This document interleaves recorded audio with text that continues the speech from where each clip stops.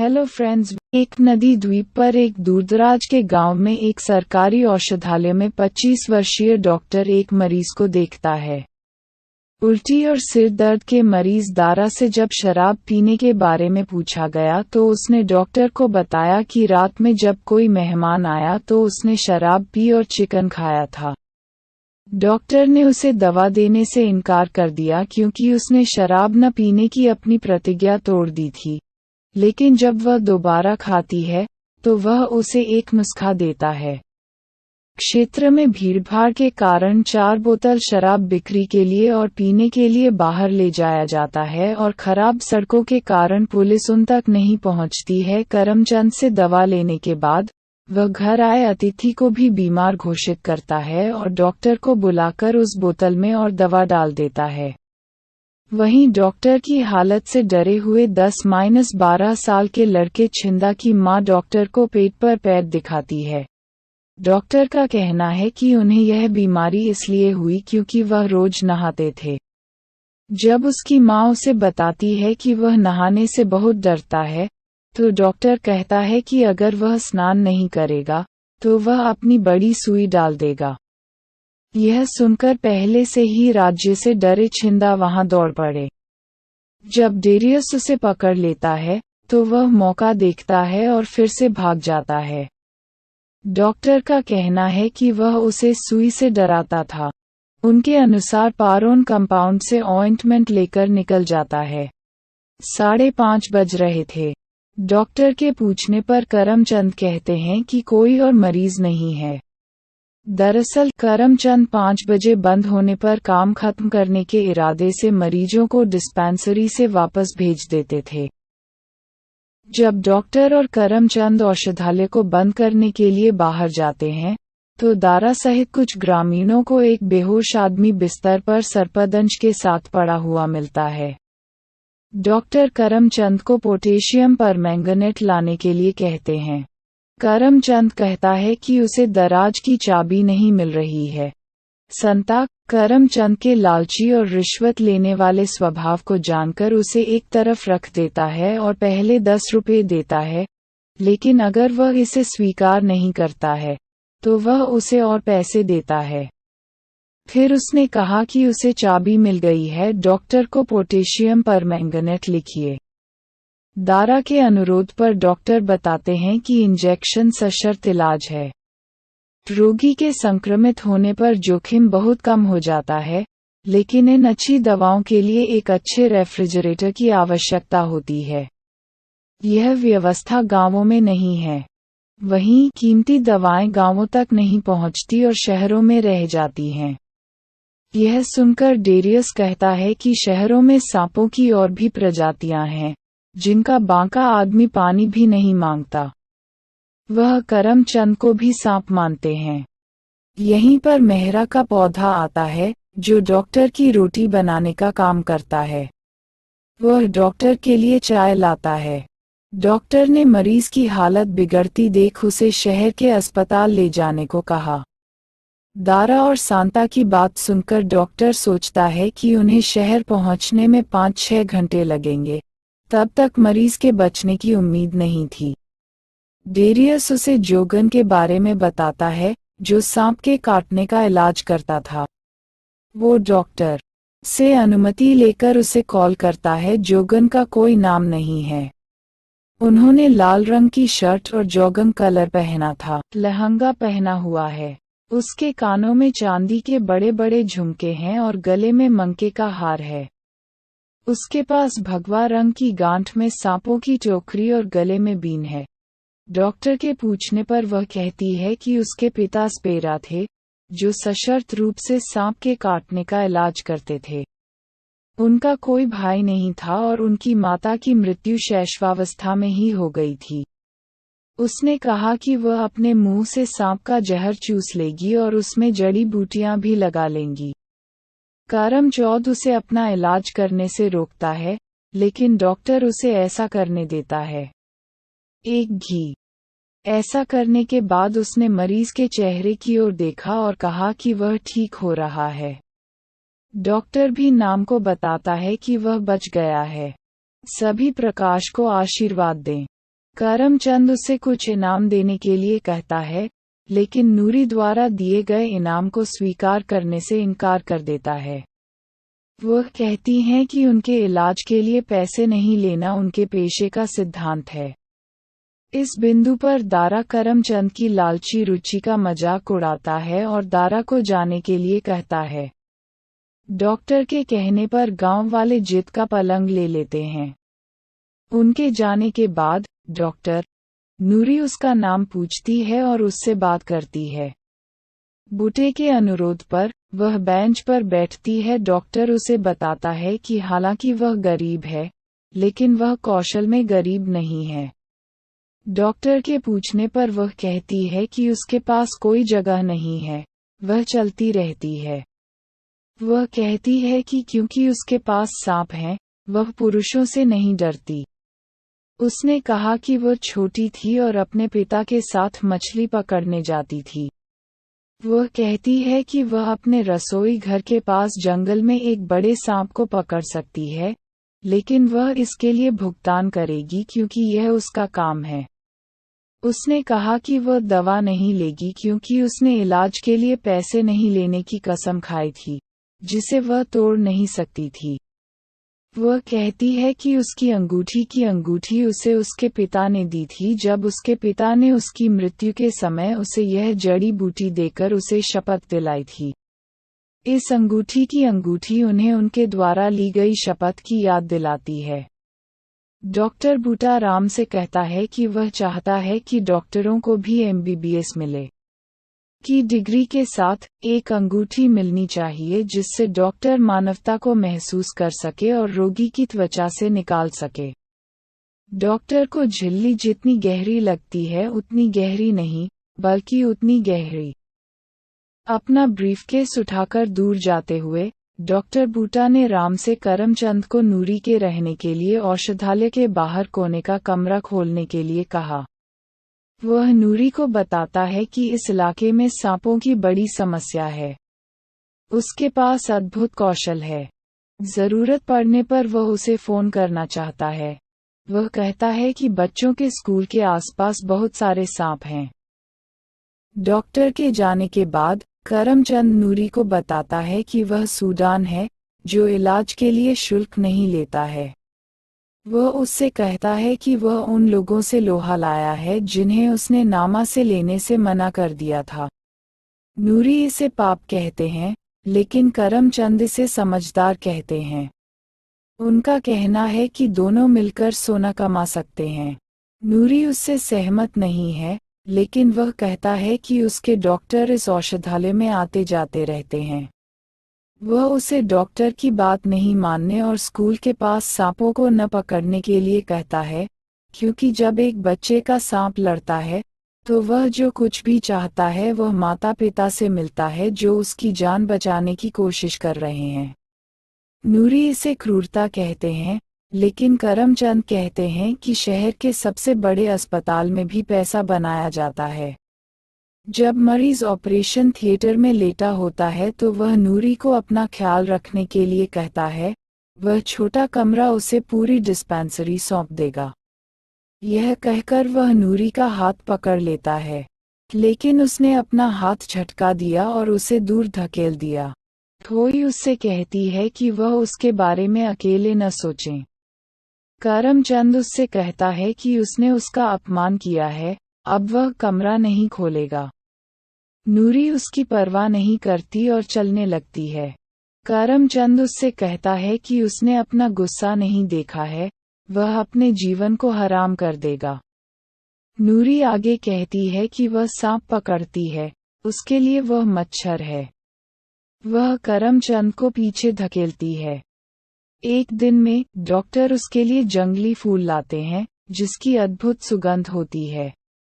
उनका कहना है कि मनुष्य ने महंगे परफ्यूम बनाए हैं, लेकिन प्रकृति का मुकाबला नहीं कर पाए हैं।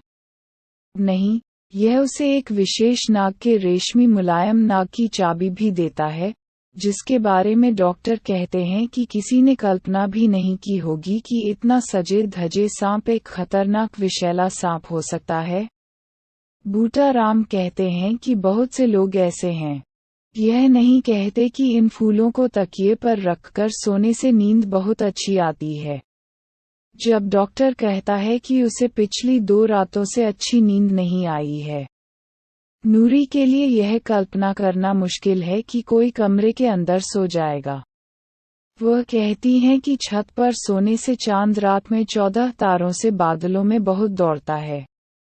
डॉक्टर का कहना है कि वह कभी बाहर नहीं सोता था क्योंकि शहरों में कोई बाहर नहीं सोता था। नूरी का कहना है कि उसने फिर कभी कुछ नहीं देखा।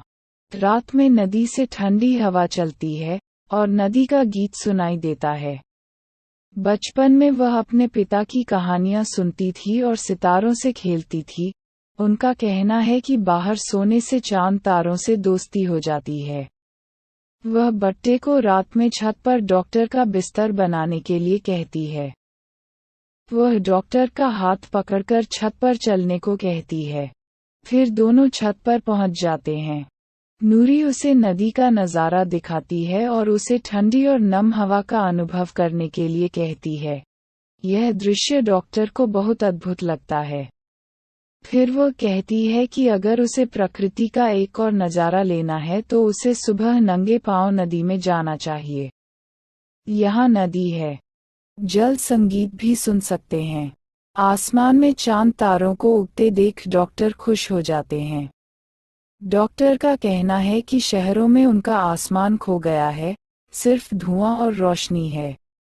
नूरी का कहना है कि उसे एक चांद आसमान में और दूसरा नदी में दिखाई देता है, लेकिन डॉक्टर खुद से कहता है कि वह 3 चांद देख सकता है। डॉक्टर ने कहा कि वह जानता था कि बारिश या हवा से बचने के लिए सिर को छत के नीचे उठाया जा सकता है, लेकिन वह नहीं जानता था कि प्रकृति के दृश्य का आनंद लेने के लिए सिर को छत पर उठाया जा सकता है।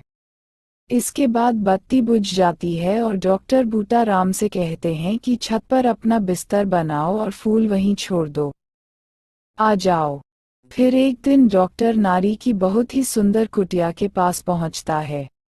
वह नूरी के नृत्य सिखाने की प्रशंसा करता है और कहता है कि वह उससे सीखने आया है।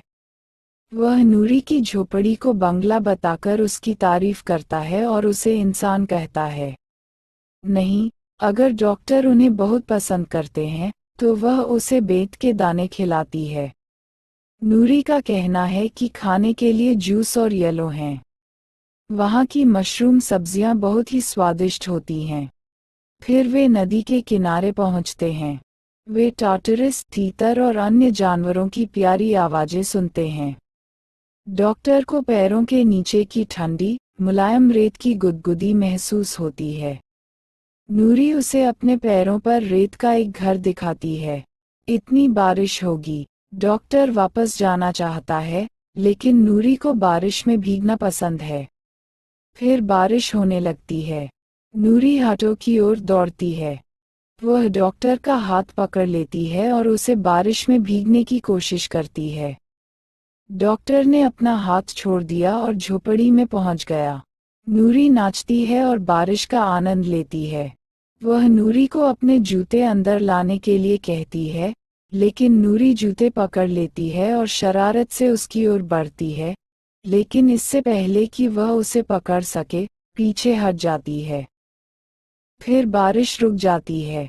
डॉक्टर नूरी के पीछे दौड़ता है, लेकिन वह पकड़ी नहीं जाती। वह उससे अपने जूते मांगता है। नूरी बूट को झोपड़ी के बाहर रखती है और झोपड़ी से जामुन उठाती है। डॉक्टर उसके गीले जूतों को देखता है और आहें भरता है, लेकिन नूरी माफ़ी मांगती है और उसे एक बेरी खाने के लिए कहती है। इसके बाद जब डॉक्टर पूछता है तो वह उसे अपने बारे में बताती है कि उसके कबीले ने उसके परिवार को काट दिया है। वह कहती हैं कि उनके कबीले में लड़कियों को बेचने की परंपरा रही है। 6-7 साल की लड़की को बेचने के लिए वे ढांढरा बेचते थे और लड़की की कीमत अधिकतम 400 से 800 रुपये थी। लड़की को अपना शेष जीवन मालिक के साथ बिताना पड़ा। यह बात उनके पिता को पसंद नहीं आई। जब उनकी मां की मृत्यु हो गई, तो जनजाति ने उन्हें इस आदिवासी प्रथा की अवज्ञा करने के लिए निष्कासित कर दिया। नूरी के कहने पर डॉक्टर कहता है कि उसके कबीले में भी ऐसे ही रिवाज हैं, लेकिन फ़र्क इतना है कि वे लड़के को बेच देते हैं और इसलिए लड़के के बारे में सारी जानकारी अखबारों में छापी जाती है। फिर लड़की को जीवन भर कीमत चुकानी पड़ती है और वह भेड़ बकरियों तक चलती रहती है। अगर कोई कीमत चुकाना बंद कर देता है तो लड़की को प्रताड़ित किया जाता है या मिट्टी के तेल से जलाया जाता है। नूरी डॉक्टर से कहती है कि वह उससे वादा करे कि वह नहीं बेचेगा। डॉक्टर उसके सिर पर हाथ रखता है और कबूल करता है कि उसे प्रकृति की गोद में और उसकी प्यारी और छोटी दुनिया में इतनी शांति कभी नहीं मिली। वह कहता है कि उसे अपनी प्यारी झोपड़ी के एक कोने में थोड़ी जगह देनी चाहिए। वह अपना पूरा जीवन वहीं बिताना चाहता है। नूरी अपनी बाहें फैलाती है और कहती है कि वह उसके लिए एक बड़ी झोपड़ी बनाएगी, जिसमें वे दोनों रहेंगे। उसे एक तरफ अपना अस्पताल बनाने दें और दूसरी तरफ वह अपनी डिस्पेंसरी बनाएगी। वह सोचती है कि वे सभी का मुफ्त में इलाज करेंगे। डॉक्टर का कहना है कि वह रेत के घर बनाने में माहिर हैं। कुछ समय बाद उसके माता पिता डॉक्टर के घर आते हैं। माँ डॉक्टर को कई मिलियन डॉलर के व्यवसाय से अपने साथ आने वाले रिश्ते के बारे में बताती है, लेकिन डॉक्टर उसकी एक नहीं सुनता और बाहर चला जाता है। उसके जाने के बाद उसकी माँ उसके पिता से कहती है कि लड़का उनके हाथ से फिसल गया है। वह बुढ़े से एक लड़की के साथ डॉक्टर के रिश्ते के बारे में पूछती है, लेकिन वह कुछ नहीं जानती। इतना कि नूरी फूल लेकर घर पहुंच जाती है। पौधा उससे फूल लेता है और उसके अनुरोध पर नहीं बैठता है। डॉक्टर की माँ को फूल बहुत पसंद हैं। नूरी के शब्दों में, वह सोचती है कि क्या जंगल के फूल इतनी सुगंधित गंध कर सकते हैं। पूछे जाने पर बूटा कहती है कि वह एक भाला है, अपनी माँ के आश्चर्य के लिए। इतना ही कि डॉक्टर आकर अपनी माँ से कहता है कि नूरी भी सांपों को छोड़ती है और सांप के काटने का इलाज करती है। माताजी को भी लगता है कि वह एक अच्छी लड़की है। इस बिंदु पर डॉक्टर बाहर चला जाता है और नूरी भी चली जाती है। उसके जाने के बाद माँ अपने पति से कहती है कि पूरा सिर दागों से ढका हुआ है। वह उसकी सुंदरता की भी प्रशंसा करता है। तो डॉक्टर बाहर आता है और उसकी माँ उसे बताती है कि उसकी बहन कुलदीप का पूरा परिवार 1 महीने की छुट्टी पर यूएसए से आ रहा है और उसे भी लंबी छुट्टी लेकर वहां आना चाहिए। जब डॉक्टर मान गए तो माँ ने कहा कि वे उसे शहर में किसी बेहतर जगह पर ट्रांसफ़र कर देंगे। डॉक्टर का कहना है कि वह वहीं वापस आ जाएगा। इस प्यारी जगह में प्राकृतिक और खुली हवा और ठंडी नदी की हवा है। कुछ समय बाद डॉक्टर शादी करके वापस आ जाते हैं। घर में 3 या 4 बड़े अटारी और असबाब के साथ एक छोटा वैनिटी केस भी है। करमचंद सामान देखकर हैरान है, क्योंकि बहुत पहले कोई डॉक्टर नहीं था और कोई भी अपनी पत्नी को वहां नहीं लाया। डॉक्टर की पत्नी डॉली अंदर से बाहर आती है, जो बहुत मोटी होती है। चमकती साझेदारी में जो हुआ उससे वह भरी हुई है। करमचंद ने अपना परिचय दिया। वह सोचता है कि उसके पास साईं है, वह गांव में नहीं रह सकती और डॉक्टर वहां जाएगा। वह नहीं आती और ब्यूटे से डॉक्टर के पास जाने के बारे में पूछती है। करमचंद ने उसे डांटा और कहा, अब डॉक्टर भी उससे बात न करें, क्योंकि वह शादीशुदा है और अपनी पत्नी के साथ आया है। वह अपने साथ लाखों रुपए का सामान और जेवर लेकर आई है। यह नहीं कहता कि डॉक्टर नहीं बेच सकता, लेकिन करमचंद उससे कहता है कि अब जब आंतों का सेट आ गया है, तो यह उसके किसी काम का नहीं है। यह सुनकर नूरी फूल को फर्श पर फेंक देती है और भाग जाती है। पौधा फूल इकट्ठा करता है। चांद ने अपना हाथ थप्पड़ मारा और उसके हाथ से एक फूल फेंका। चन्ना के पास एक डॉक्टर आता है जो अच्छे कपड़े पहनता है। पूछे जाने पर बूटा का कहना है कि विचार फूल नहीं लाया, लेकिन उसने इसे फेंक दिया है। डॉक्टर फूल उठाता है, उन्हें छूता है और सूंघता है, और डॉली को सूंघने के लिए कहता है, लेकिन बस यही है। कोई उसे उसके पिता द्वारा पेरिस से लाए गए $100 के इत्र को सूंघने के लिए कहता है। वह कहती है कि उसकी माँ के पास 2 या 3 लाख परफ्यूम होंगे। वह अपने घर के फर्नीचर, ड्राइंग और शौचालय से नफरत करती है, यह कहते हुए कि उसके दिल्ली के घर में डीलक्स बाथरूम है। डॉक्टर बूटा राम को एसिड से फ्लश किए बिना अच्छी तरह से साफ करने के लिए कहा जाता है। डॉक्टर डॉली को शाम को नदी पर टहलने जाने के लिए कहते हैं, लेकिन वह कहती है कि वह एक कदम भी नहीं चल सकती। उनका कहना है कि अगर वह टैग पर चलती तो भी एड़ी की सैंडल के साथ रेत पर नहीं चल पाती। दिल्ली में उनके ड्राइवर मोहन सिंह ने उन्हें एक कदम भी चलने नहीं दिया। जब खाने की बात आती है तो वह अपने माता पिता के नौकर द्वारा बनाए गए कोफ्ते की तारीफ करती हैं। वह कहती है कि उसे और उसकी माँ को खाना पकाने में कोई दिलचस्पी नहीं है। फिर जब उसे पता चलता है कि आज रात बिजली गुल है तो उसे चिंता होती है कि रात को कहाँ सोए। डॉक्टर का कहना है कि वह छत पर सोएगा, जहाँ ठंडी हवा, नदी, संगीत, चांद और सितारे अद्भुत हैं। लेकिन टॉली को 5 सितारा होटल याद है। वह रात को छत पर सोने से इनकार करती है और कहती है कि उसके पिता महंगे 7 स्टार क्लब के सदस्य हैं, जहां रात में दिन उगता है। वे रात के 1 या 2 बजे से पहले कभी घर नहीं आते, लेकिन घास से उठ नहीं पाते। जब डॉक्टर उसे माइंड योर लैंग्वेज कहते हैं, तो वह उसे गुस्सा न करने के लिए कहती है। उसके जूते सहन करते हैं, उसका धीरज। उसके कान खोलो और सुनो कि वह वहां नहीं रह सकती। फिर डॉक्टर नूरी के पास आता है, जो अपनी झोपड़ी में उदास बैठी है। वह उसके लिए अपने प्यार का इजहार करता है और कहता है कि अगर उसने उससे प्यार नहीं किया होता, तो वह सुबह उसके पास नहीं लौटता। चोर उसे बताता है कि उसने उसके सिर पर हाथ रखकर अपनी मन्नत तोड़ी है।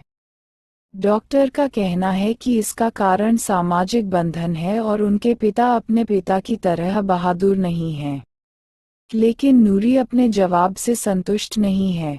डॉक्टर का कहना है कि उसका केवल अपनी पत्नी से सामाजिक संबंध है, लेकिन उसका प्रेम प्रसंग उसके नारी से है। डॉक्टर का कहना है कि यह एक अनुष्ठान था। नूरी उसे बार बार अपनी प्रतिज्ञा नहीं तोड़ने के लिए कहती है। वे टूटने के लिए नहीं हैं। वह कहती है कि उसे उसकी सहानुभूति की जरूरत नहीं है और उसे अकेला छोड़कर अपनी पत्नी के पास जाना चाहिए। झोंपड़ी में प्रवेश करने के बाद डॉक्टर चारों ओर देखता है। वह करमचंद को देखता है और तुंगी के पीछे जाता है। करमचंद के टब में आधा कप शराब है। अगर उसने कहानी उसके साथ साझा की होती, तो वह आज करती। नूरी उसे झोंपड़ी के अंदर कहती है कि वह उसे परेशान न करे और वहां न जाए। करमचंद और जालूल कहते हैं कि उन्होंने उन्हें मच्छर कहा, लेकिन अब वह मरा नहीं है। अंदर छोड़ देंगे, जीने में नहीं। वहां कितने दार और पौधे आते हैं। वे करमचंद से उसके वहां होने के बारे में पूछते हैं और वह कहता है कि वह समझा नहीं रहा है। वह पौधे के लिए रोटी लाई है, लेकिन वह कहती है कि उसके पास कुछ भी नहीं है। पौधे के बारे में पूछे जाने पर करमचंद कहते हैं कि वह उसे दवा के पैसे लेने के लिए कहने आया था और अगर वह उसकी बात मानती है, तो उसके बड़ों को नहीं होना था। बूटा और दारा उससे सहमत नहीं हैं। बूटा नाही से कहता है कि वह करमचंद की बातों पर ध्यान न दे। अब माँ और दारा को पता चला कि वह नशे में है और दारा कहता है कि दुनिया उसके जैसी है, विभिन्न रूपों में। यह सांपों से भरा है। वह करमचंद को वहां दौड़ने के लिए कहता है। उसके जाने के बाद बूटा नूरी से कहता है कि उसने कई दिनों से कुछ नहीं खाया है, उसे रोटी खाने दो।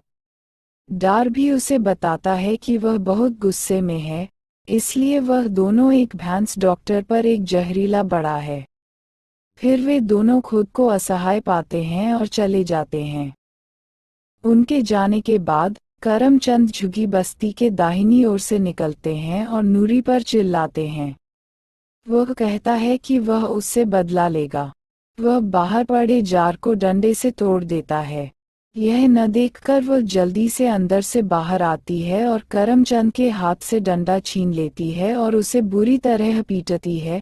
फिर वह उसकी बेटी और बहन को बुलाकर उसकी जान बचाकर वहां से भाग जाता है।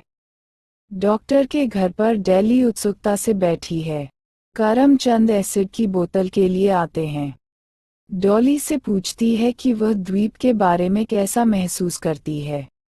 जवाब में उसने कहा कि उसके पिता का दिल्ली में बड़ा कारोबार है। खुद को दिल्ली से होने की घोषणा करके करमचंद उसके साथ एक बंधन बनाता है। डॉली उसे एक कुर्सी पर बिठाती है और उससे कहती है कि वह इस जंगल में ऊब चुकी है। अगर उसे कुछ दिन और रुकना पड़ा तो वह बीमार हो जाएगी। वह कहती हैं कि डॉक्टर साहब भी उन पर ज्यादा ध्यान नहीं देते। करमचंद ने उसकी हार की प्रशंसा की और कहा कि उसके पास 5 लाख हार हैं। उसने 2 जंजीरें खो दी हैं। वह यहाँ केवल 35 साड़ियाँ लाई हैं। वह बूटे से रसगुल्ला लाने के लिए कहती है, लेकिन वह थाली में केवल एक रसगुल्ला लाती है। यह देखकर डॉली उसे और रसगुल्ला लाने के लिए कहती है। साथ ही वह अपने माता पिता के घर के नौकर द्वारा बनाए गए कुफ्तों की तारीफ करती हैं। वह यह भी कहती है कि उसके माता पिता ने डॉक्टर साहब की मां को उनसे बेहतर सेट दिया था। वह यह भी कहती है कि वह दिल्ली के मशहूर हलवाई नाथूराम से मिठाई लाई थी। वह कहती है कि उसके पिता ने भी उसकी सास के नाम नकद जमा किया था। उसने कहा कि अगर उसके लिए यह बताना मुश्किल होता तो वह उसे कमाल दिखाती। करमचंद उसे बताता है कि यह उसके रहने की जगह नहीं है, क्योंकि यहाँ बहुत सारे सांप हैं। बूटा का कहना है कि इस कमरे में भी एक सांप है। डॉली तुरंत उठती है और पैर उठाती है, लेकिन करमचंद उसे प्रोत्साहित करता है। डॉली बताती है कि उसके बड़े चाचा का दुबई में एक बड़ा व्यवसाय है। उसे दुबई में एक व्यवसायी के बेटे के साथ पहली रिंग शर्मिंदगी भी मिली। दिया। वह कहती है कि उसे उस आदमी पर बहुत शक है। आप जो चाहे खा सकते हैं, लेकिन अगर आप अपने मंगेतर को किसी के साथ देखते हैं, तो ये। उसकी मां मर जाती है। फिर वह कहती है कि उसके पिता ने ही उससे यहाँ शादी करने का फैसला किया था। उसका फैक्ट्री में इंजीनियर डॉक्टर साहब की छोटी बहन से अफेयर चल रहा है।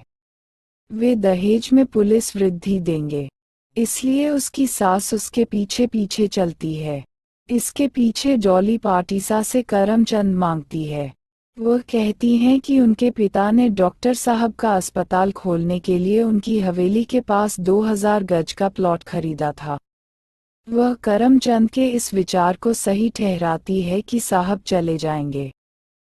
भूली ने करमचंद से डॉक्टर साहब की नदी पर सुबह शाम की सैर के बारे में पूछा। वह कहती है कि वह सुबह 11 बजे से पहले नहीं उठ सकती। वह चकित था कि डॉक्टर साहब रात को उठते और घूरते रहते थे। वह इसके बारे में अपनी मां को बताएगी। धर्मचंद का कहना है कि उन्होंने उनकी बेटी को बुलाया है तो उनका कहना है कि डॉक्टर साहब का यहाँ दूसरी लड़की से अफेयर चल रहा है। वह सुंदर है, लेकिन वह सांप पकड़ने वाली चुड़ैल की तरह है। और बाहर एक झुग्गी में रहती है और डॉक्टर साहब चुपके से उससे मिलने जाते हैं। उनसे रोटी भी चुरा ली जाती है। उनका कहना है कि उन्हें चुपचाप डॉक्टर साहब को यहाँ से ले जाना चाहिए। यह सुनकर डॉली डॉक्टर की मां को एक पत्र लिखती है और करमचंद को पोस्टिंग के लिए देती है। अब मां डॉक्टर के घर जाती है और जब वह डॉक्टर से नूरी से नाता तोड़ने के लिए कहती है, तो वह कहता है कि दवाएं औषधालयों तक नहीं पहुंचती, इसलिए उसे उसकी मदद लेनी पड़ती है, जो जड़ी बूटियों के साथ है। इसलिए वह उसे बाहर नहीं कर सकते। उसके जाने के बाद माताजी ने बूटा को नारी को बुलाने के लिए कहा, लेकिन वह कहता है कि वह वहां नहीं आएगी। लेकिन माताजी उसे घर पर लस्सी रखने और लाने के लिए कहती हैं। पौधे के निकल जाने के बाद माँ कहती है कि जब वह घर आएगी तो उसकी टांगें तोड़ देगी, लेकिन अगर वह नहीं आई तो उसे पीट पीट कर उसका धुआं निकाल देगी। उनके पास कितनी रोशनी आती है। माँ बूटे को पास रहने के लिए कहती है। वह नूरी को डॉली के बारे में बताती है, जो डॉक्टर की पत्नी और एक बड़े, सुलभ परिवार की बेटी है, और उसे पुलिस के साथ अपने संबंधों के बारे में बताकर धमकाती है। नूरी का कहना है कि वह किसी से नहीं डरती हैं। तो करमचंद आते हैं और माताजी बूटे को जाने के लिए कहते हैं। माताजी नूरी को धमकाती हैं, लेकिन करमचंद उन्हें बीबी धी कहते हैं और अपनी झोपड़ी में जाने के लिए कहते हैं। उसके जाने के बाद करमचंद माताजी से कहता है कि नूरी को किसी की परवाह नहीं है और वह बहुत खतरनाक महिला है। हो सकता है कि उसने उनके कमरे में एक जहरीला सांप छोड़ दिया हो। माँ और डॉली ने डर के मारे अपने पैर फर्श पर फैला दिए। करमचंद का कहना है कि इस समस्या से निजात पाने के लिए उन्हें किसी अच्छे शहर में डॉक्टर का ट्रांसफर करवाना चाहिए। इस जादूगरनी ने डॉक्टर साहब पर भी जादू कर दिया है। वह डायन से छुटकारा पाने के लिए माँ को अपने भोजन में जहर मिलाने के लिए कहता है, जिसे पौधा उसके लिए ले जाता है। जब माताजी बूटे को लस्सी लेने के लिए कहती हैं तो करमचंद बूटे की अनुपस्थिति में तेजाब डाल देते हैं और फिर वह नूरी को लस्सी बूटा देती हैं। से आता है। नूरी सूखी रोटी खा रही थी और बुर्की निगलने के लिए उसने लस्सी को निचोड़ा और उसी समय दर्द वाली जमीन पर गिर पड़ी। वह हाथ में छड़ी पकड़े हुए बर्तन करमचंद की ओर रेंगती है। वह बर्तन को प्रकाश से दूर उठाता है। वह गुस्से से कराहती है। उसके मुंह से खून बहने लगा। करमचंद का कहना है कि अभी तक मच्छर ने पहले काट लिया है। उनका कहना है कि अब मुंह में हो गया। घावों के कारण वह सांप का जहर नहीं चूस पाएगी। फिर चांद ढल जाता है और नूरी घड़े के पास पहुंच जाती है और वह घड़े भरकर किसी चीज में आ जाती है। वह एक जग से पानी पीकर और उसके चेहरे पर छींटे मारकर होश में आ जाती है। जैसे ही उसके मुंह से खून बहना बंद नहीं होता, वह मुंह में कपड़ा रखकर बैठ जाती है। ऐसे में डॉक्टर टार्च के लिए वहां पहुंच जाते हैं। वह डॉली से कहता है कि वह लड़ाई से अपना आपा खो चुका है और नूरी को जल्दी करने के लिए कहता है। नूरी नहीं बोलती। डॉक्टर उसे अपने प्रेम प्रसंग से दूर जाने के लिए कहता है। डॉक्टर को नहीं पता था नूरी का हाल। ऐसा लगता है वह उसके सामने चलती है। जब वह नूरी के घर पहुंचता है तो उसकी माँ उसका विरोध करती है और उसे बुरा कहती है। डॉक्टर माँ को कुर्सी की ओर धकेलता है। नहीं, यह घाव से जहर चूसती है और खून जमीन पर गिरा दिया जाता है। भोर तक डॉली अपनी आंखें खोलती है, लेकिन मरती नहीं है। उसी समय गाने की आवाज गूंजती है कि जो प्रकाश नाग का जहर चूस रहा था, वह मानव नाग के हाथों मर जाता है। इसके बाद मासिया की रात नाही के मकबरे पर एक दिया जलता हुआ दिखाई देता है। उनकी रोशनी में वह मंदिर के पीछे सफेद पोशाक में बैठी नजर नहीं आ रही हैं। पृष्ठभूमि से आवाज कहती है कि नूरी की स्मृति हमेशा जीवित रहेगी और दीपक की एक कुंवारी लौ बुनियादी सामाजिक दूरियों को मिटाने के लिए अंधेरे से लड़ना जारी रखेगी। Please like, share and subscribe my channel and press bell icon.